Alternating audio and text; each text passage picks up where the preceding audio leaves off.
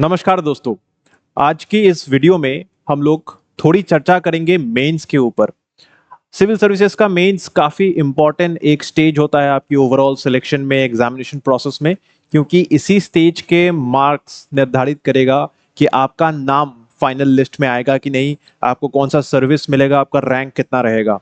Interview भी एक role play करता ही है, बट मेजर चंक ऑफ जो डिस्ट्रीब्यूशन है मेंस के थ्रू ही होता है। तो चलिए मेंस के बारे में कुछ बातें करते हैं। सबसे पहली चीज और सबसे बड़ा जो एक बज़वर्ड है ओवरऑल इन द इंडस्ट्री की मेंस प्रिपरेशन में, that is of answer writing, है ना। सभी लोग बोलते हैं कि अरे मेंस तो क्या ही है, मेंस में बस आंसर राइटिंग करना होता है, आंसर राइटिंग करो, आंसर राइटिंग करो। बट मुझे डाउट है कि क्या इतने सारे जो लोग होते हैं जो आंसर राइटिंग के बारे में इतना सारा बातें बोलना चाहते हैं या बोलते रहते हैं, क्या उनको एग्जैक्ट आंसर राइटिंग का मीनिंग भी है कि नहीं। Like what is the exact meaning answer writing से, क्या मीन करना चाह रहे हैं आप। तो एस्पिरेंट्स को काफी जरूरी होता है कि आप शुरुआती दौर में ही उन सारे गलतियों को ना करें जो एक कॉमन एस्पिरेंट करता है। सबसे पहली चीज तो आंसर राइटिंग करने के पहले भी आपको कुछ बेसिक नॉलेज, बेसिक कंसेप्ट होने पड़ेंगे। ऐसा नहीं कि डे वन से आंसर राइटिंग कर दी। उसी दिन एक बच्चा आया था, सर मैं अभी एनरोल हुआ हूँ, I just pass out my class 12 और मैं कॉलेज के साथ साथ सिविल सर्विस की तैयारी करना चाहता हूँ, मैंने कुछ नहीं पढ़ा, आंसर राइटिंग कैसे करना है बताइए। देखिए, आपको आंसर्स लिखने के लिए भी कंसेप्ट्स की जरूरत पड़ेगी, डेटा का, फैक्ट्स का, करंट अफेयर्स का, स्टैटिक नॉलेज का, इन सब चीजों का जरूरत पड़ता है। तो आंसर राइटिंग की असली मीनिंग अगर हम लोग डिकोड करना चाहे, और ये काफी जरूरी भी हो जाता है, बिकॉज देखिए आंसर राइटिंग के माध्यम से ही mains is a very diverse stage. इसमें एक पेपर नहीं, दो पेपर नहीं, पांच पांच पेपर्स आपके जीएस के होते हैं और एक एसए का पेपर होता है। एपीएससी की अगर बात करें, यूपीएससी की अगर बात करें हम लोग, तो वहां पे एसए का पेपर भी होता है, उसके साथ 4 जीएस के पेपर और 2 ऑप्शनल के पेपर होते हैं। ठीक है, तो काफी एक डाइवर्स मीनिंग वाला शब्द है। तो आंसर राइटिंग का अगर मीनिंग हम लोग डिकोड करना चाहे, if you want to decode the real meaning of answer writing, सबसे पहली चीज तो इफेक्टिव कंटेंट, जो मैं कह रहा था ना। अब इफेक्टिव कंटेंट का भी क्या अर्थ होता है, what is the real meaning of effective content. Effective content मतलब ये नहीं कि आप दुनिया भर की जितनी भी चीजों को जानते हो वहां लिख के आ जाओ। आपको 150 शब्दों में, 150 वर्ड्स में एक आंसर लिखना होता है जो 10 मार्कर होता है, और 250 शब्दों में एक आंसर लिखना होता है जो कि 15 मार्कर होता है इन द जीएस सब्जेक्ट्स। अब ये काफी मुश्किल चीज है। आप बोलोगे सर 150 शब्द तो ऐसे ही लिख देंगे, यू लिख देंगे, हम इतना पढ़ते हैं, पूरी एनसीईआरटी चाट के बैठे हुए हैं। बट इशू यहां पे ये है कि सर रेलिवेंट कंटेंट लिख रहे हो कि नहीं। क्वेश्चन पूछ रहा है कुछ, आप लिख रहे हो कुछ अलग। करंट अफेयर्स का डेटा नहीं है, कोई रिपोर्ट इंडाइसेस नहीं है, कमीशंस का कोई भी रेफरेंस नहीं है। तो ऐसे सिचुएशन में आप पेपर तो पूरा भर के आते हो, बट आपको लगता है कि आपने बहुत अच्छा काम किया, पूरा पेपर, पूरे शीट भर दिए सर, बट जाके फाइनल में सिलेक्शन नहीं आता है, नंबर नहीं आता है, तो इफेक्टिव नहीं लिख रहे हो। कंटेंट सब लोग लिख के आते हैं, मेंस में शायद ही ऐसा कोई बच्चा होगा जो 15 या 16 या 17 क्वेश्चन के नीचे लिखता होगा। Everyone rights 15-20 questions. 20 क्वेश्चन में से 15, 16, 17 क्वेश्चन सब लोग लिख के आते हैं। कुछ लोग तो 20 के 20 लिख के आते हैं, बट इफेक्टिव नहीं है उनका कंटेंट। दूसरा है प्रेजेंटेशन स्किल्स। आपको इंट्रोडक्शन, बॉडी, कंक्लूजन, इतना सबको आता है। Everyone knows to follow the IBC format. But IBC format में इंट्रोडक्शन का मतलब क्या है, इंट्रोडक्शन में क्या इंट्रोडक्शन लिखा जा रहा है। I have evaluated so many copies जिसमें कंक्लूजन के जगह इंट्रोडक्शन लिखा जा रहा है, इंट्रोडक्शन के जगह में बॉडी का कंटेंट लिखा जा रहा है, और बॉडी में इंट्रोडक्शन का कंटेंट लिखा जा रहा है, विच इज अ खिचड़ी। ठीक है, तो प्रेजेंटेशन स्किल्स बहुत मैटर करता है। और राइटिंग स्किल्स में 2 चीजें आता है, एक तो आपका स्ट्रक्चरिंग और दूसरा है टाइम लिमिट। प्रेजेंटेशन में जो चीज आप नहीं करते हो वो राइटिंग स्किल्स में आता है। प्रेजेंटेशन में आप मैप्स को यूज करोगे, डायग्राम्स को यूज करोगे, फ्लो चार्ट्स को यूज करोगे, बट राइटिंग स्किल्स में आपको स्ट्रक्चरिंग का मतलब समझ में आएगा कि इंट्रोडक्शन का चीज इंट्रोडक्शन में लिखे, बॉडी का चीज बॉडी में लिखे, कंक्लूजन का चीज कंक्लूजन में लिखे। और टाइम लिमिट, टाइम लिमिट क्यों मैं बता रहा हूं, देखिए 20 क्वेश्चन लिखने होते हैं 180 मिनट में, और these 20 questions are divided into 10 markers, ठीक है, 10 10 मार्कर्स होता है और 10 20 मार्कर्स होता है। 10 मार्कर्स में 150 शब्द, इसमें 250 शब्द। जाहिर तौर पे जो 20 मार्कर्स होंगे उसमें ज्यादा टाइम लगेगा, समय ज्यादा लगेगा क्योंकि 250 वर्ड लिखना है। सो कहीं ना कहीं अगर आप ये बाइफर्केशन नहीं चल के जाएंगे, अगर आप जनरली, ऐसा बोला जाता है कि अगर 70 मिनट आप यहां निकालते हो, मतलब पर क्वेश्चन, पर 10 मार्कर क्वेश्चन 7 मिनट देते हो, 7 मिनट्स पर क्वेश्चन, और पर 20 मार्कर जितने क्वेश्चन होते हैं, 10 क्वेश्चन होते हैं, उनके लिए अगर आप 110 मिनट यानी कि 11 मिनट्स पर क्वेश्चन,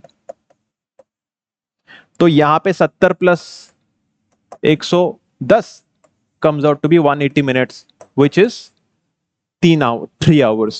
तो यहां पे 11 मिनट में एक 20 मार्कर क्वेश्चन लिख के आपको निकालना होगा, 7 मिनट में एक 10 मार्कर क्वेश्चन लिख के निकालना होगा, which is not easy in the real exam sense। कुछ क्वेश्चंस आपको पता होगा उसमें 12 13 14 मिनट भी लग सकता है, और कुछ क्वेश्चंस आपको ज्यादा आसान लगते होंगे उसमें 5 मिनट में भी लिख के आ सकते हो, कुछ क्वेश्चंस का तो आंसर ही नहीं पता होगा।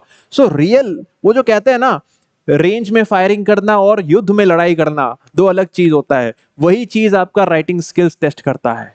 तो ये सारा चीज अगर आप एक बास्केट में रखोगे, that is what is answer writing is, ठीक है, मेरी समझ में तो ये है। इसके अलावा और भी बहुत सारी चीजें हैं जो आपको क्लासेस में बताते हैं हम लोग, बट एक फ्रेशर इन गलतियों को ना करे, थोड़ा सा मैंने कोशिश किया।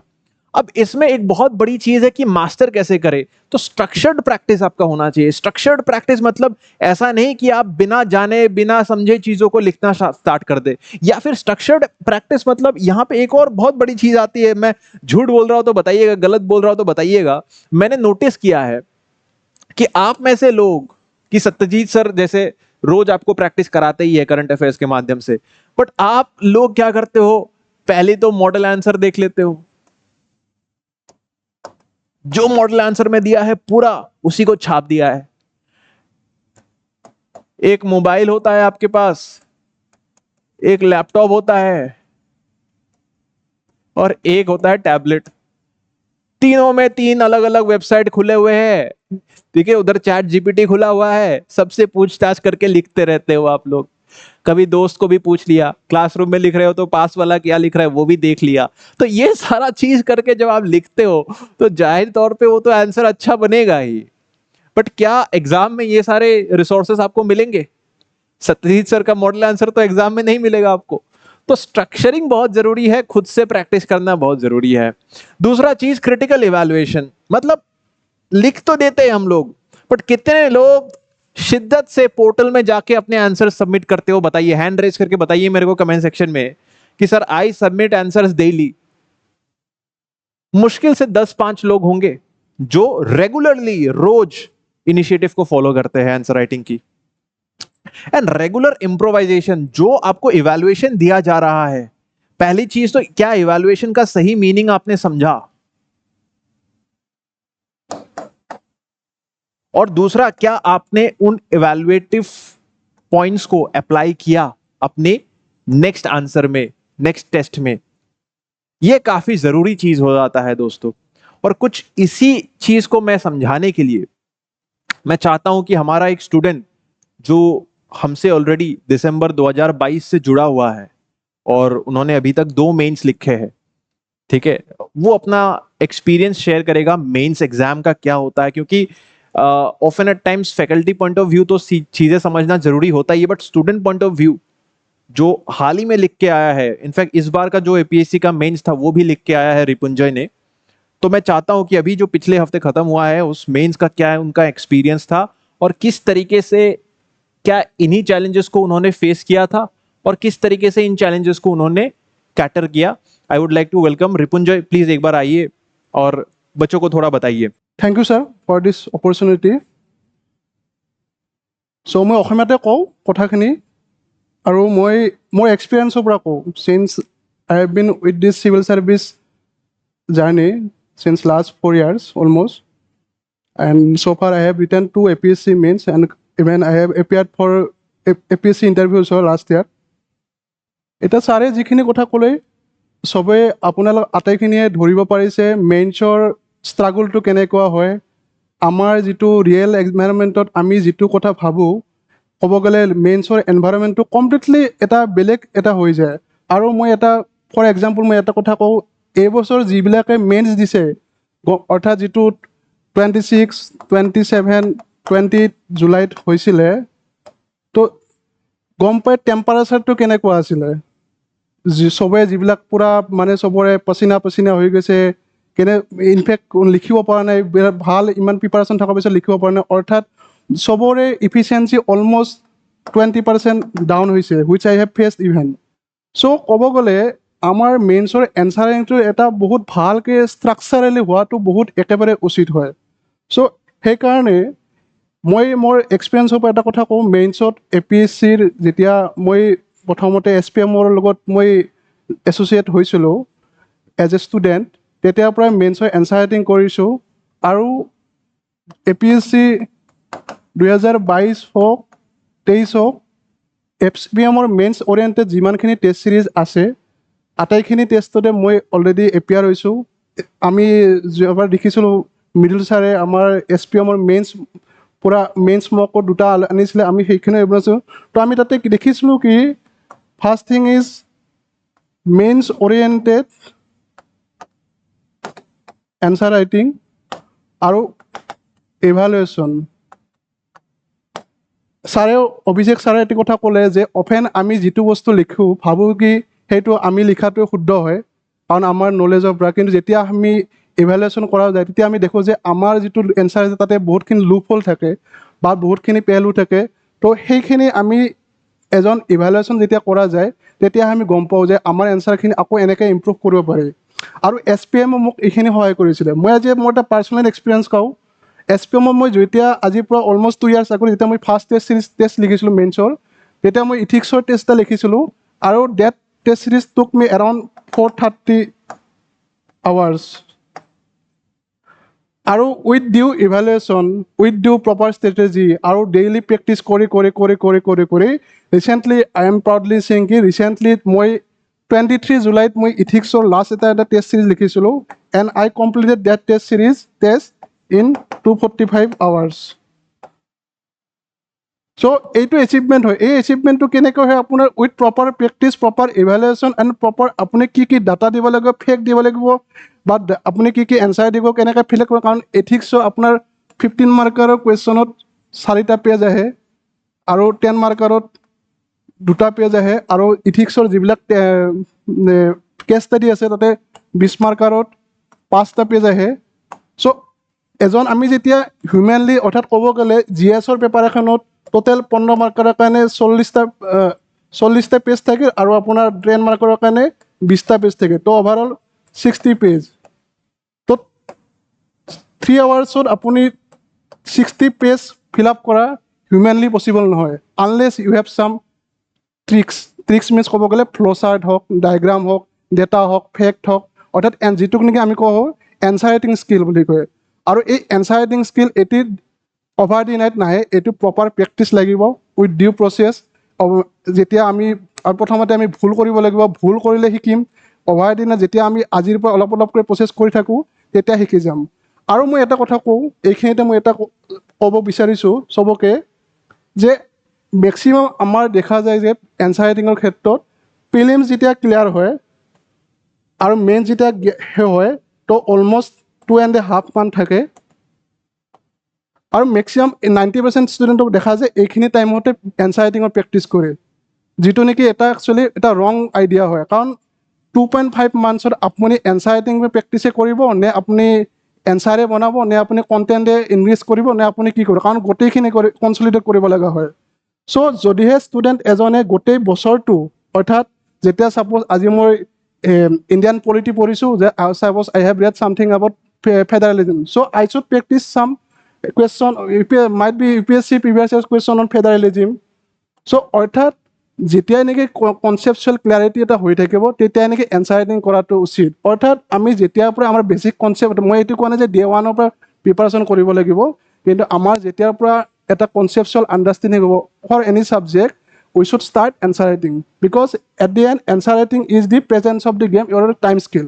চ' মই এইটো চবকে আপিল কৰিম, এটা কথা আপিল কৰিম যে আপোনালোকৰ যদিহে যিকোনো এটা ছাবজেক্টৰ পৰা আপোনাৰ বেছিক আণ্ডাৰষ্টেণ্ডিং আছে, যাতে আপোনালোকে এনচাৰ ৰাইটিংখিনি সেই বেছিক আণ্ডাৰষ্টেণ্ডিঙৰ পৰা আৰম্ভ কৰে। কাৰণ ন'বডি ইজ পাৰফেক্ট, সেইটো কথা আমি জানো। আৰু আপুনি আজি নহয় বা 2 বছৰ পঢ়িলেও পাৰফেকশ্যন কেতিয়াও নাহে। Perfection with understanding, with proper practice, ভুল কৰিলেও ভুলৰ পৰা শুদ্ধ কৰি তেনেকৈ আহি যায়। আৰু ফৰ দি প্ৰচেছৰ কাৰণে মই অভিষেক ছাৰক মই মাইকটো হেণ্ড অভাৰ কৰিছোঁ, যাতে আপোনালোকক ভালেখিনি বুজাব পাৰে তেখেতে। So guys that was Ripunjay for you and बहुत ही अच्छी तरीके से बहुत ভালকে বহুত ধুনীয়াকে তেখেতে বুজাই দিছে আপোনালোকক যে কি কি চ্যালেঞ্জেস আছিলে, what kind of challenges he faced overall in the examination, যেনেকে he told about a few things. If I am to summarize his thing, if I am to summarize, first is the environment. देखिए जुलाई में APSC का mains होता है, सितंबर में UPSC का mains होता है, गर्मी के महीनों में मेंस होता है, तो एफिशिएंसी बहुत डिक्रीज हो गया था। दूसरी चीज कि कम समय में कैसे अच्छे कंटेंट को लिख के आ सकते हो।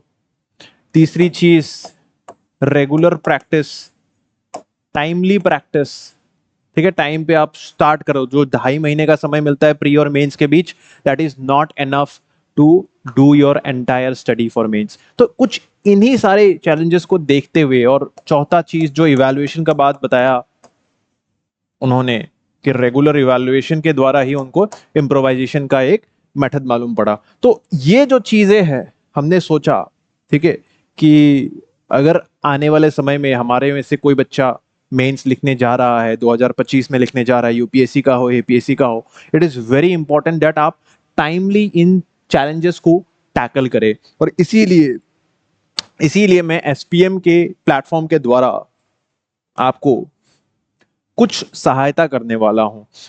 सबसे पहली चीज, एक स्ट्रक्चर्ड शेड्यूल में आपके लिए जितनी भी हम लोग कोशिश करेंगे आगे चल के, एक मेंस टेस्ट सीरीज प्रोग्राम के द्वारा, स्ट्रक्चर्ड शेड्यूल के द्वारा, टाइमली इवैल्यूएशन के द्वारा, पर्सनलाइज्ड फीडबैक के द्वारा आपको पढ़ाने की कोशिश करेंगे। मैं ईच पॉइंट को थोड़ा सा समझा देता हूं क्या होने वाला है, ताकि आप लोग को कोई डाउट ना रहे। पहली चीज तो मैं करके ही लाया हूं, that is the structured schedule.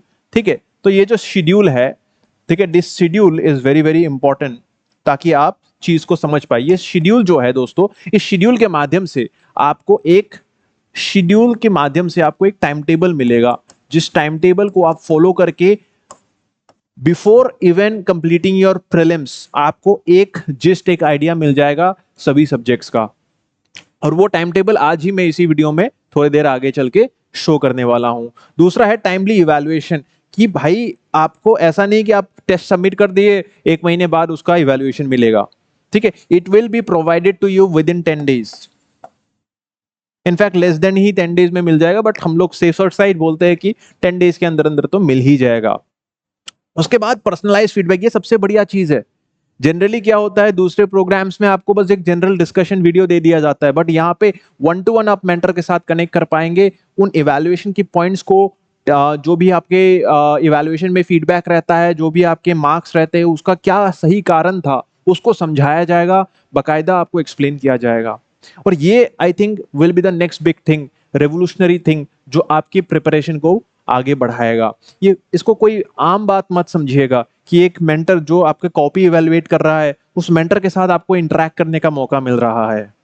वो मेंटर 1-to-1 आपको समझाए, क्वेश्चन 1 में ये दिक्कत था, आपका स्ट्रक्चरिंग का इशू था, आपका कंटेंट का इशू था, आपकी प्रेजेंटेशन की इशू है, आप डिमांड ऑफ द क्वेश्चन को नहीं समझ पा रहे हो, आपने डेटास नहीं डाले, फैक्ट नहीं डाला, वो सारा चीज जब मेंटर आपको समझाएगा, आप अगले टेस्ट के लिए प्रिपेयर होके आओगे, अब अगले टेस्ट के लिए बेहतर तैयार होके आओगे। और मैं चाहता हूं कि आप तैयारी अभी से शुरू कर दे इस टेस्ट सीरीज प्रोग्राम के लिए, ठीक है। और ये जो शेड्यूल होने वाला है दोस्तों, मैं आपको दिखाना चाहता हूं, let me just show you the schedule.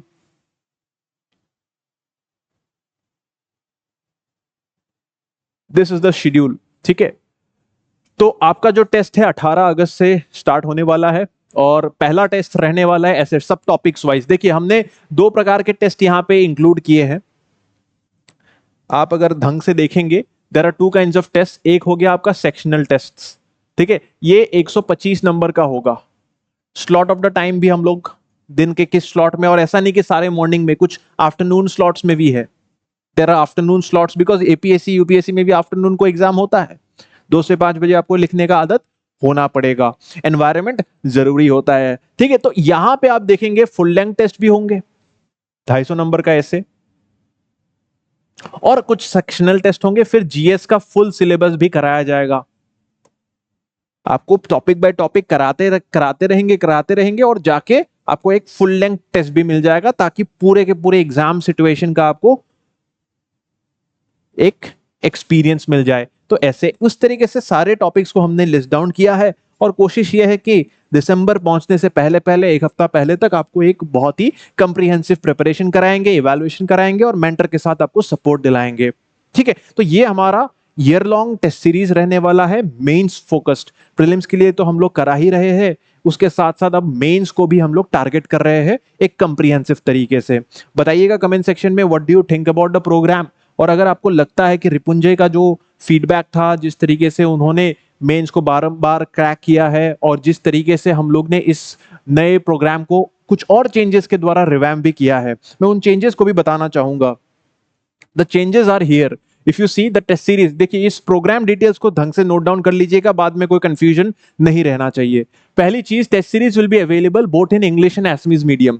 बहुत बड़ी बात है दोस्तों, पहले से हम लोग कोशिश कर रहे थे, बट अभी क्योंकि एपीएससी ने भी काफी प्रोएक्टिव रोल दिखाया है एसएमएस मीडियम क्वेश्चंस को प्रिंट करके एसएमएस मीडियम के छात्रों को, तो यहाँ पे हम लोग ने एसएमएस मीडियम में भी आप अभी टेस्ट को लिख पाएंगे, इवैल्यूएशन भी आपकी करी जाएगी with in the same deadline. कौन सा डेडलाइन भाई? Evaluated copies will be returned with in 10 days of submission. 10 दिन की डेडलाइन में हम आपको गारंटी देते हैं। उसके बाद test copy will be submitted for evaluation within 7 days of scheduled test date. मतलब आपको पकड़ लीजिए 18 तारीख को, जैसे कि ये टेस्ट था, ढंग से समझ लीजिएगा ढंग से, 18 तारीख को ये टेस्ट था, इसके 7 दिन के अंदर अंदर आपको टेस्ट लिखना होगा।